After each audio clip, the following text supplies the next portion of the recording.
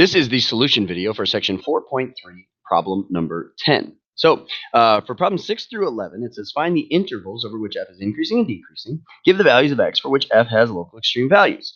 All right, so it's important to note that we are given f, right? We're given f of x. And so first step here is to find f prime of x. All right, so f prime. So derivative of 1/2 x is 1/2 minus the derivative of sine, which is cosine x.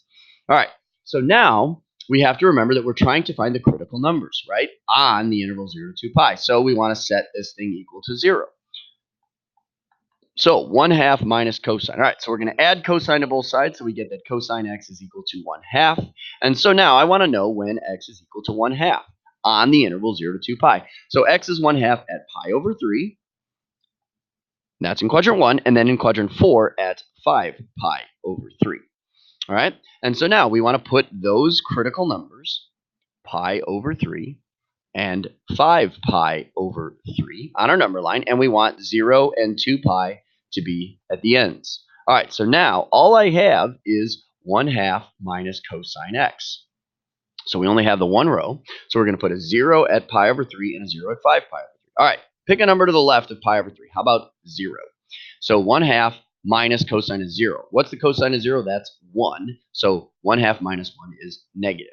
All right, what about to the right of pi over 3, but to the left of 5 pi over 3? How about any number there? How about pi? All right, 1/2 minus the cosine of pi. Cosine of pi is -1, so 1/2 minus -1 is 1/2 plus 1, which would be positive.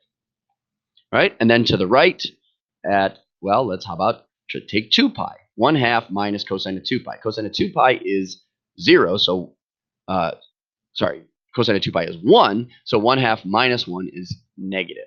All right, and so that means our derivative is negative, then positive, then negative. And so we can say f is increasing on what interval? Well, from pi over 3 to 5 pi over 3. All right, f is decreasing on what interval? Well, on 0 to pi over 3 and from 5 pi over 3 to 2 pi. All right. Now, what's going on at pi over 3? Derivative changes from negative to positive, so local minimum. At 5 pi over 3, derivative changes from positive to negative, so local max. So you can say local minimum at x equals pi over 3, and then you can say local max at x equals 5 pi over 3.